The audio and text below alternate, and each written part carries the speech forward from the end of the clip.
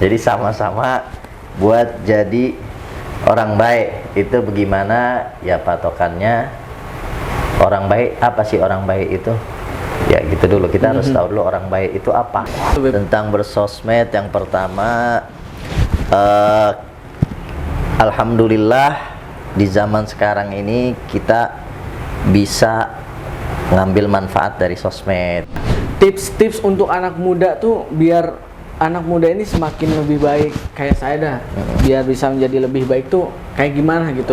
Jadi sama-sama buat jadi orang baik. Itu bagaimana ya patokannya? Orang baik, apa sih orang baik itu? Ya gitu dulu, kita harus tahu dulu orang baik itu apa.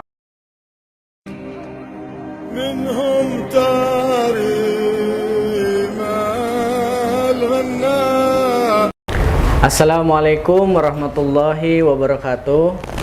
Alhamdulillahillazi hadana bi'abdihil muhtari man da'ana ilaihi bil izni wa qad nadana labbaika ya man dalana wa hadana wa sallallahu ala sayyidina wa habibina wa syafi'ina wa maulana Muhammadin sallallahu alaihi wasallam wa ala alihi wa sahbihi ajmain. Amma ba'd. Alhamdulillah muhibbiners, kembali lagi dengan kami di channel para pecintanya zuriat Nabi Sallallahu Alaihi Wasallam, yaitu di channel Muhibbin TV. Dan alhamdulillah hari ini kita telah kedatangan tamu yang istimewa, yaitu Habib Haikal Al-Attas. Alhamdulillah. Alhamdulillah. Gimana Habib kabarnya Habib? Alhamdulillah sehat. Alhamdulillah sehat. Perjalanan jauh juga Habib ya dari sini. Oh, Masya Allah macetnya. Macet Habib ya? Oh, luar biasa. Tapi alhamdulillah Habib udah menyempatkan waktu untuk datang ke sini. Dan alhamdulillah juga Habib telah hadir di tengah-tengah kita ini untuk menyempatkan memberikan sedikit ilmu untuk kita semua ya Habib. Nah ini kan kita sedang berada di dalam di mana di dunia digital itu nomor satu lah Habib. Jadi kebutuhan primer, orang mencari duit di situ, mencari jodoh di situ, buka usaha di situ. Nah, anak-anak muda sekarang kebingungan nih, Bib, karena berita-berita yang tidak pasti gitu, Bib, dalam bersosmed itu. Nah, itu tanggapan Habib gimana, Bib? Jadi tanggapan Amna tentang apa nih? Tentang bersosmed. Bersosmed itu, Bib. Tentang bersosmed, yang pertama, alhamdulillah di zaman sekarang ini kita bisa ngambil manfaat dari sosmed, bisa ngambil ilmu, bisa ngambil manfaat-manfaat dari sosial media. Nah, yang pertama itu kita ada keuntungannya juga. Artinya kita dari sosmed itu bisa mengambil keuntungan sesuai keuntungan apa yang dia pengen ambil. Cuman yang perlu kita perhatiin juga, bersosmed itu juga harus cerdas. Sebab dengan berkembangnya teknologi dan informasi yang ada, bisa jadi kita malah dirugikan karena informasi dan teknologi yang berkembang. Contohnya kita mau ngambil ilmu, niatnya baik, karena kita nggak tahu siapa yang ngisi kontennya, siapa orang yang ngasih ilmunya, akhirnya bukan malah pinter, malah sesat, begitu.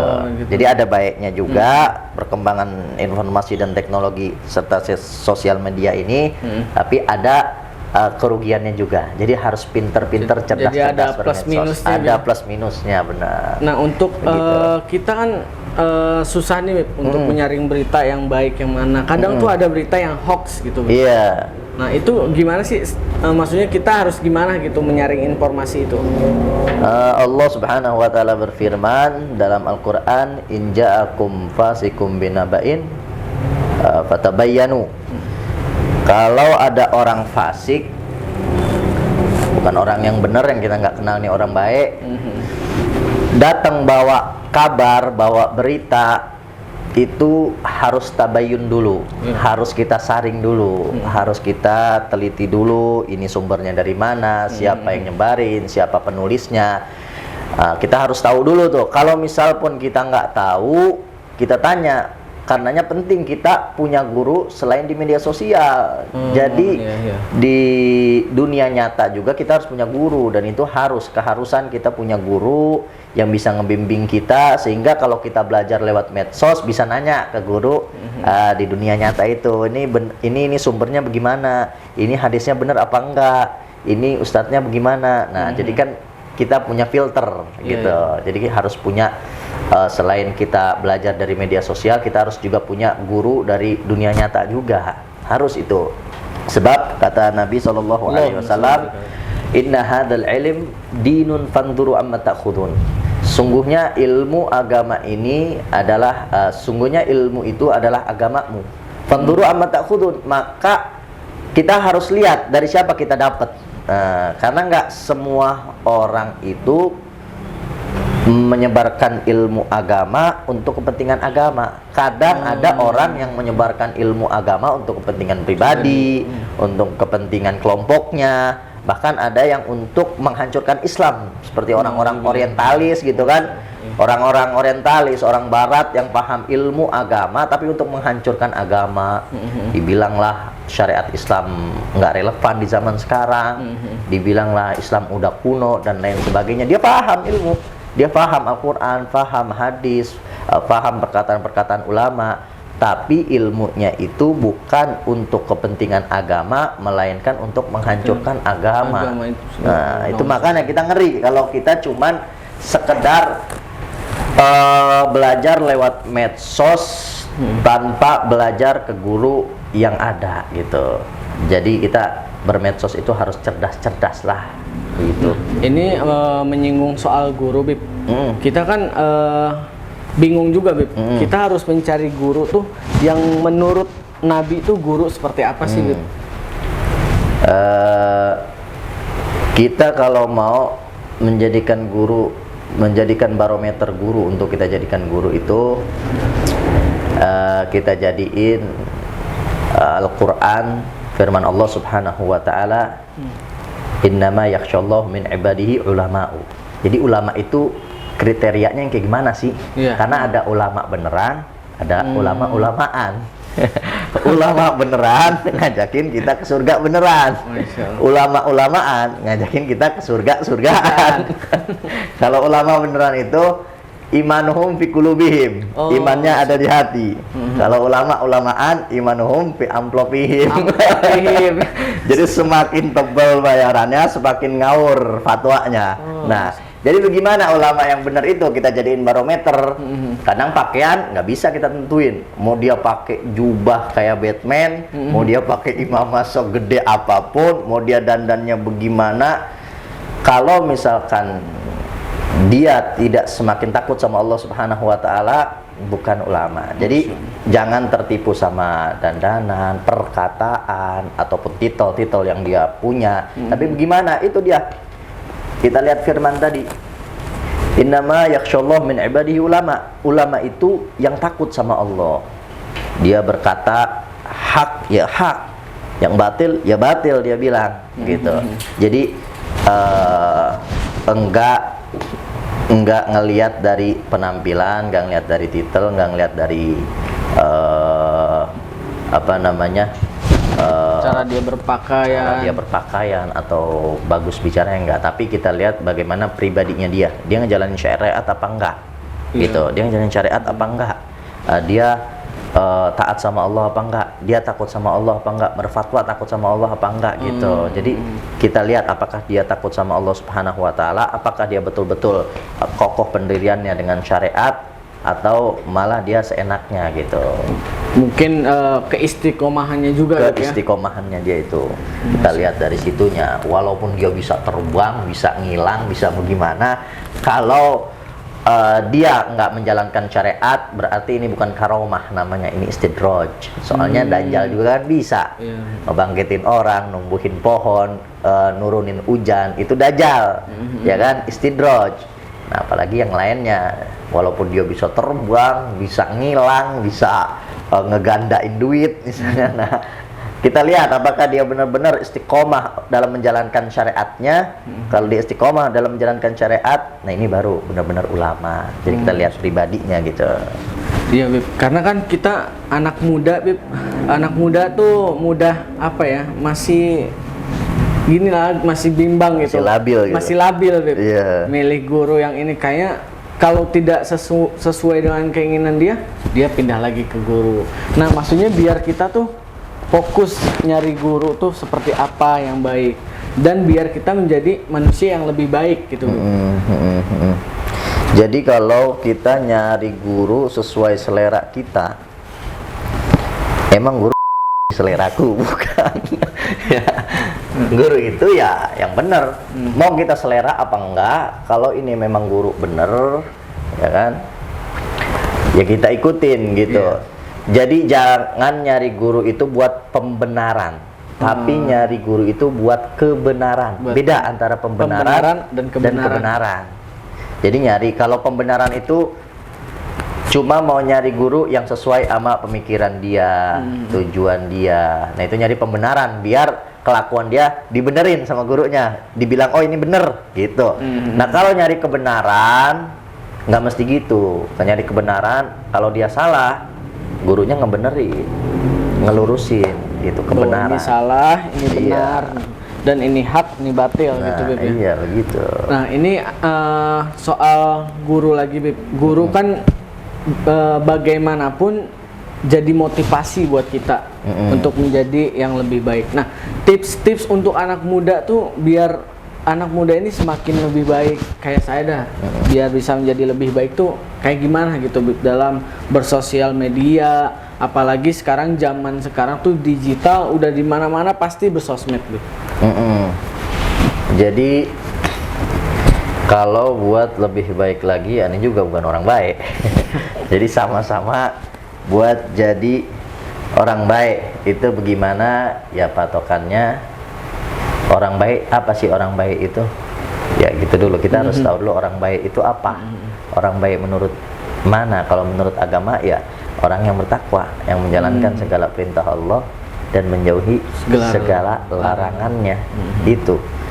Nah kenapa sekarang kita banyak anak-anak muda yang jauh dari kata takwa? Sebab mereka hilang jati dirinya, nggak pede lagi sebagai muslim, lebih pede ngikutin orang-orang yang bukan muslim, pola pikirnya, gaya hidupnya. Di medsos kita lihat dah, banyakan mana followersnya, ya kan, orang baik sama orang nggak baik, ya kan. Itu tandanya jati diri anak-anak muda sebagai muslim dan muslimah udah hilang sedikit demi sedikit. Padahal Sayyidina Umar radhiyallahu taala anhu warḍahu, beliau pernah berkata, nahnu qaumun a'azzanallahu bil Islam, famahma ibtaghainal izzata bighairi adallanallah. Kita ini suatu kaum orang Islam, muslim dan muslimah, yang Allah Subhanahu wa taala muliakan kita karena keislaman kita. Karena keislaman kita. Maka kalau kita mencari kemuliaan dari sumber selain Islam, Allah Subhanahu wa taala akan menghinakan kita. Nah, emang ini program musuh-musuh Islam untuk menghancurkan generasi Islam. Jadi memang musuh-musuh Islam ini tujuan mereka untuk menghancurkan generasi Islam, agar generasi Islam biarin dah, walaupun mereka agamanya Islam, tapi pola pikirnya jangan ngikutin Islam. Terus gaya hidupnya jangan mikirin Islam. Terus ngefansnya jangan sama orang-orang Islam. Nah ini program mereka yang Allah Subhanahu wa taala sudah tegaskan dalam Al-Qur'an, walan tarda ankal yahud walan nasara hatta tattabi'a millatahum. Mereka orang-orang Nasrani, orang-orang Yahudi, musuh-musuh Allah Subhanahu wa taala, mereka nggak bakal rela ngelihat Islam itu bangga dengan keislamannya. Sampai orang Islam itu ngikutin milah mereka. Jadi bukan sekedar agamanya dong, milah itu bisa gaya hidup, bisa pola pikir, bisa berpakaian dan lain sebagainya. Nah, dan sekarang kejadian keseluruhan gitu Bib, keseluruhan. Dan sekarang ya kita lihat kejadian orang lebih pede pakai pakaian seksi daripada pakai cadar, ya kan? Iya, sekarang kejadian ya artinya program mereka sedikit demi sedikit, sadar atau nggak sadar, telah berhasil di tengah umat Islam karena jauhnya jati diri pemuda-pemuda terhadap Islam. Begitu. Alhamdulillah. Makanya Bib, mudah-mudahan kita anak muda terhindar. Amin, amin, Karena amin. semakin kesini sosmed kan semakin diminati oleh Iya. kaum muda, Bib. Iya. Kebanyakan tuh yang makanya kaum muda. Mm-mm. Nah, untuk menghindari itu kan kita harus belajar ilmu, ya Bib ya. Insya Allah mudah-mudahan setelah kita Habib Haikal tadi berbincang dengan Muhibbin TV, Muhibbiners juga menyaksikan program acara ini. Ayo kita berubah, apalagi sekarang kita mau memasuki bulan Ramadan, Iya. bulan suci Ramadan, bulan yang penuh berkah. Nah, untuk tanggapan ini, Bib, saya mau bertanya nih, karena kan kita beda nih, Ramadan kita Iya. beda, Bib, dari tahun-tahun kemarin tuh, Mm-mm. karena pandemi juga, Bib. Iya. Nah, tips untuk anak-anak muda nih biar Ramadan kita tuh nggak tidur di rumah aja gitu, di rumah seharian, Iya. sosmed lagi, sosmed Iya. lagi. Nah, Iya. itu gimana tuh, Bib? Iya, iya. Jadi kita sebetulnya harus tahu dulu inti sari daripada diwajibkannya puasa itu apa, gitu. Padahal Allah Subhanahu wa taala sudah tegaskan dalam Al-Qur'an, ya ayyuhalladzina amanu kutiba alaikumusiyam kama kutiba alal ladzina min qablikum la'allakum tattaqun. Nah, Allah Subhanahu wa taala perintahkan kita untuk berpuasa. Biar apa sih puasa? Apa cuman buat nahan lapar, nahan haus doang, begitu doang selesai? Enggak. La'allakum tattaqun, agar kalian bertakwa. Kenapa kok pakai puasa? Sebab puasa ini salah satu yang bisa melemahkan hawa nafsu kita. Hawa nafsu kita. Sebagaimana yang disebutkan oleh Imam Ali karamallahu wajhah. Beliau pernah berkata sebagaimana yang dinukil oleh Habib Ali bin Hasan Baharun dalam kitab beliau Fawaidul Mukhtarah. Di situ disebutkan beliau pernah berkata, Sayyidina Ali karamallahu wajhah, ma syabi'tu qad illa hamamtu bil maksiyah au kama qala. Tidaklah perutku ini kenyang kecuali kalau perut aneh kenyang ini pasti pengennya maksiat bawaannya. Jadi kalau perut kenyang bawaannya pengen maksiat mulu. Padahal Sayyidina Ali karamallahu wajhah itu luar biasa imannya. Beliau pernah berkata, lau kusyifal ghitham mazdad yakinan. Andai kata dibuka tabir kebesaran Allah Subhanahu wa taala, keyakinan itu nggak bakal bertambah.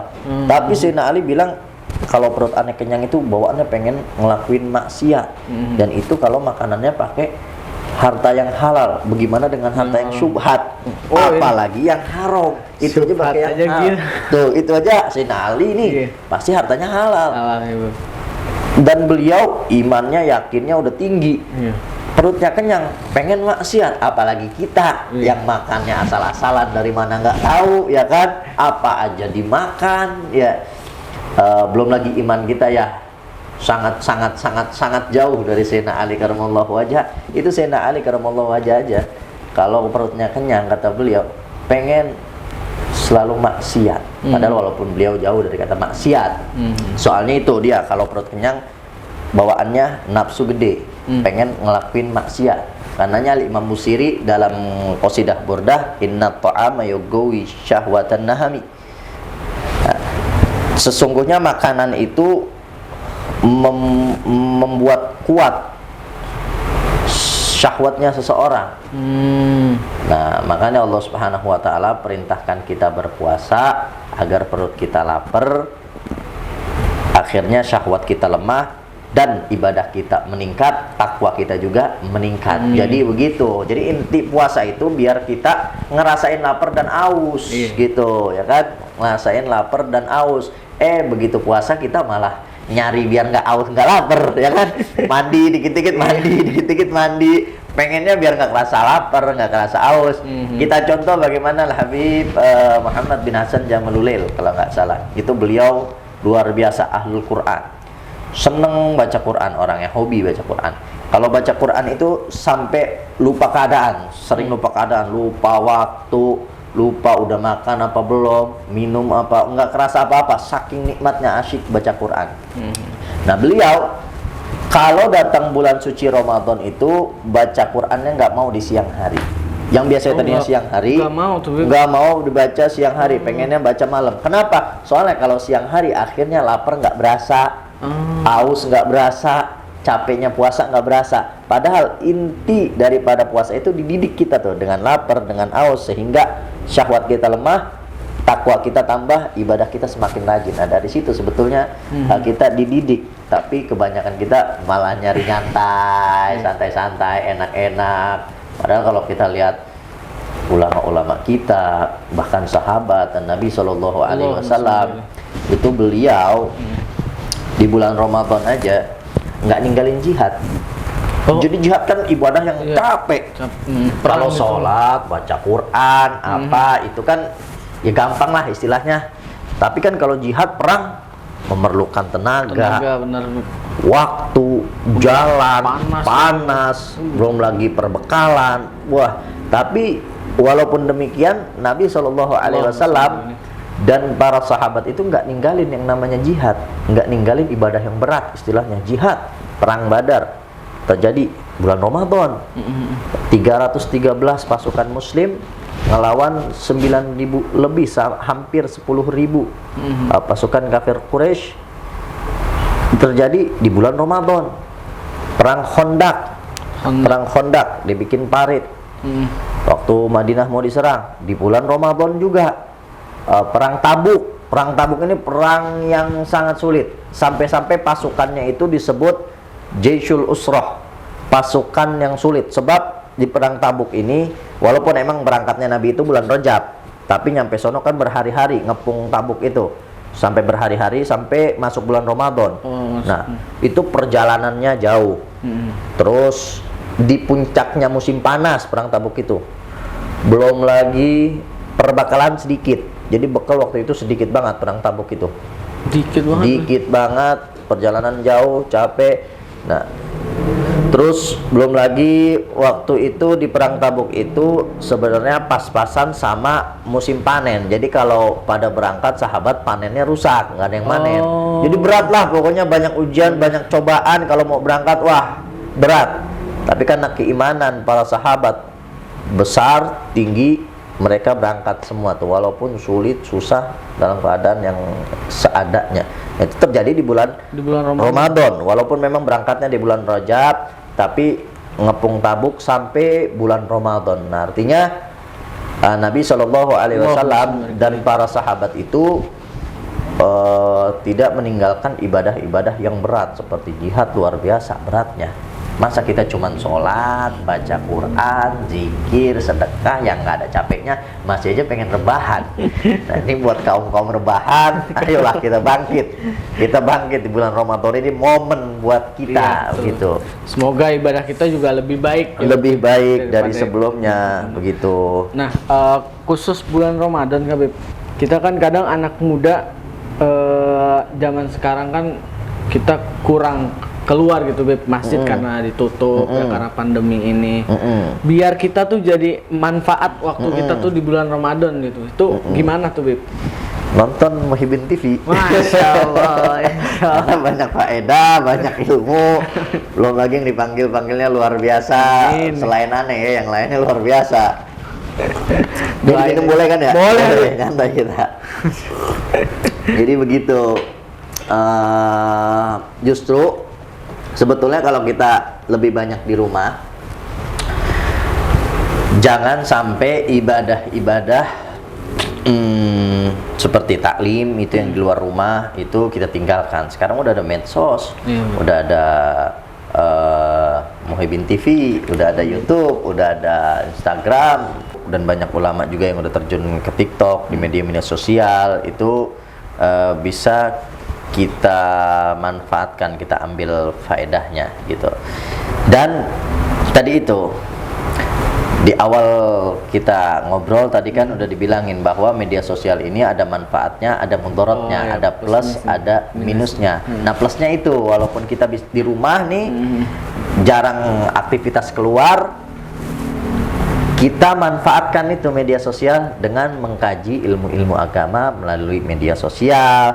Tentunya kita harus saring dulu, tabayun dulu, lihat dulu ini bener nggak ustadznya, ini betul nggak sumbernya.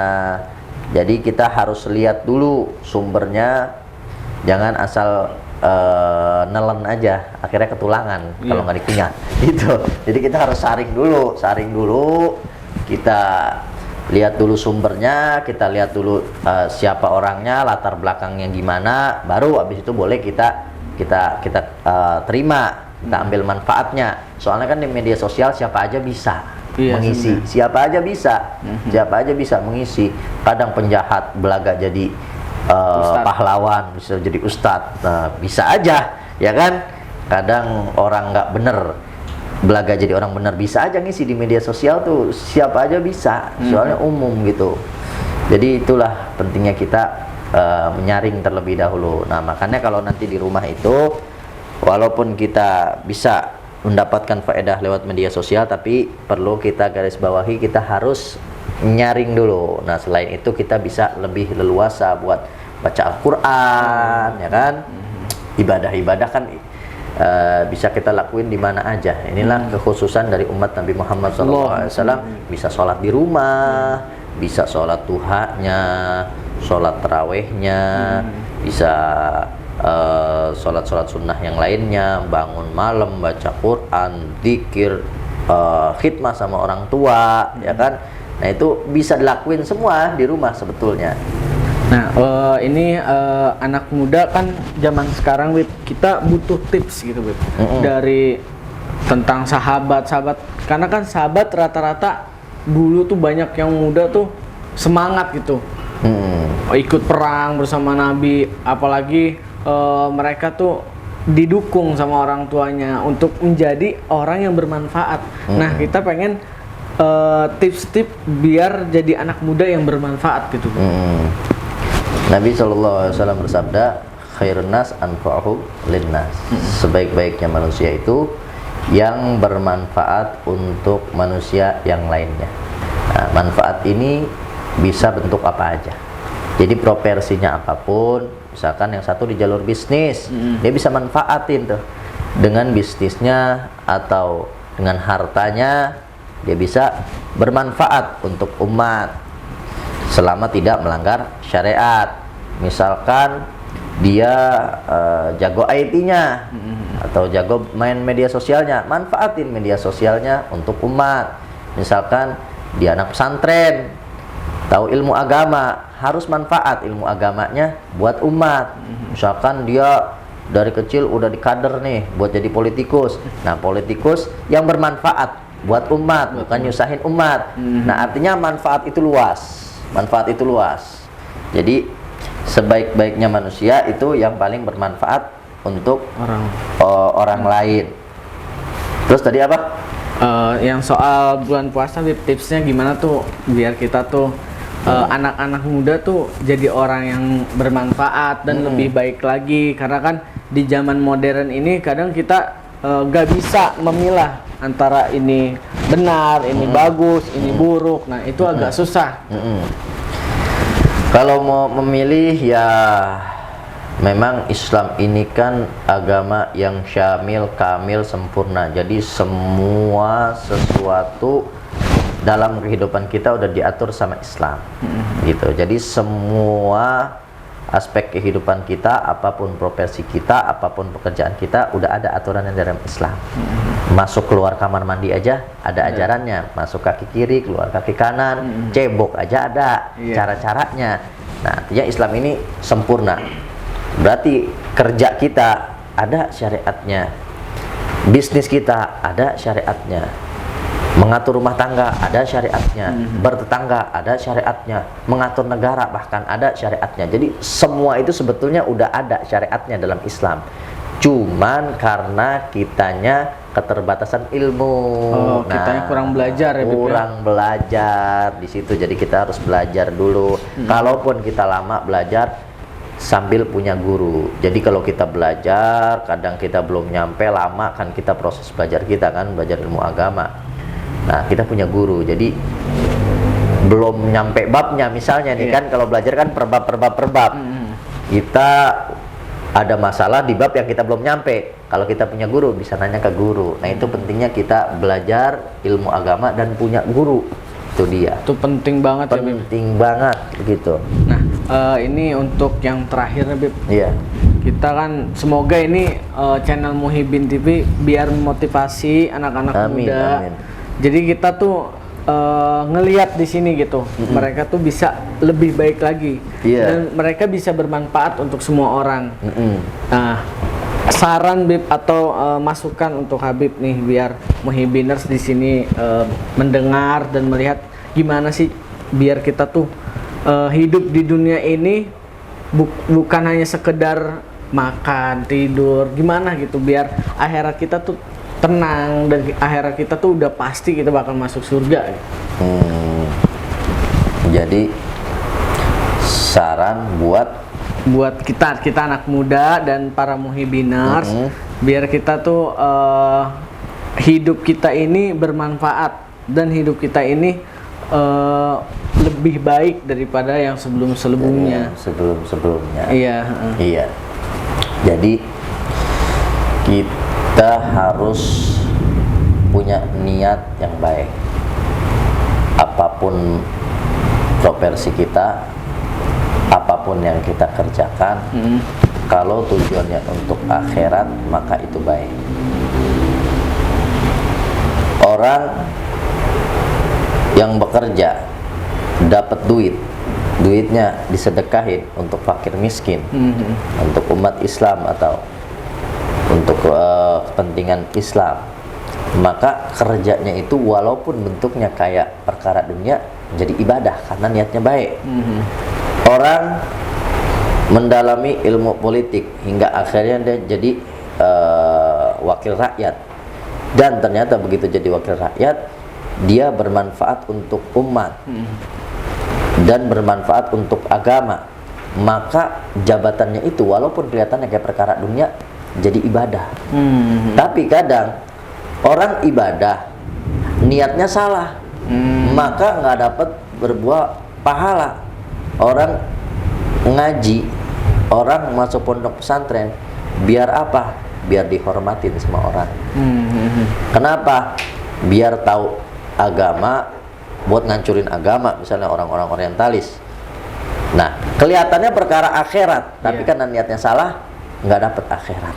Jadi yang pertama niat yang baik. Kita jadiin akhirat itu orientasi kita, tujuan kita. Apapun profesi kita, apapun pekerjaan kita, apapun yang kita jalani, niatin buat akhirat. Jadi manfaat semuanya tuh. Semuanya tuh manfaat gitu. Semuanya tuh manfaat selama profesinya yang dia jalanin itu tidak melanggar syariat gitu. Jadi pertama niat dulu yang baik, baru setelah itu insya Allah kalau niatnya udah baik, Allah Subhanahu wa Ta'ala bakal lancarin. Amin. Begitu, bakal dilancarin gitu. Jadi niat yang baik, walaupun pekerjaan kita kelihatannya kayak dunia, kalau niatnya udah baik, bakal menjadi ibadah. Hanya farqul adah wal ibadah. Jadi niat itu membedakan antara kebiasaan dan ibadah. Orang yang kerja niat buat menghidupkan keluarganya karena memberikan nafkah itu adalah suatu kewajiban. Sama orang yang kerja cuman kerja aja biar dapat duit, hidup enak, makan enak, bisa jalan-jalan, ya kan, punya mobil mewah, rumah gedong, sekedar gitu doang. Yang satu kerja, yang kedua juga kerja, tapi yang satu dapat pahala, yang satu mendapat pahala. Jadi tarkul adah wal ibadah, ngebedain antara kebiasaan dan ibadah. Gitu. Jadi niat yang baik, walaupun apapun pekerjaan kita, niat yang baik untuk akhirat, nanti ujung-ujungnya bakal bermanfaat. Amin ya rabbal alamin. Alhamdulillah Habib, terima kasih atas ilmu yang telah Habib sampaikan tadi. Semoga kita dapat manfaatnya Habib. Amin. Dan amin, kita amin. menjadi orang yang lebih baik lagi, apalagi kita menjadi orang yang bermanfaat. Nah, untuk Muhibiners, jangan lupa like, share, and subscribe terus channel Muhibin TV. Dan untuk kalian yang mau misalkan program-program Ramadan siapa yang ingin kita undang, silakan komen saja, silakan kasih saran, atau kalian bisa tag kita di Instagram atau Facebook. Untuk terakhir kali Habib, terima kasih banyak Habib. Sama-sama. Ilmu yang Habib sampaikan, semoga kita semuanya bisa dapat manfaatnya. Amin, dan jadi lebih baik lagi. Dan suatu keberkahan untuk Muhibin TV. Insya Allah. Ya, untuk Muhibiners jangan lupa terus saksikan channel kita di Muhibin TV. Wassalamualaikum warahmatullahi wabarakatuh. Waalaikumsalam.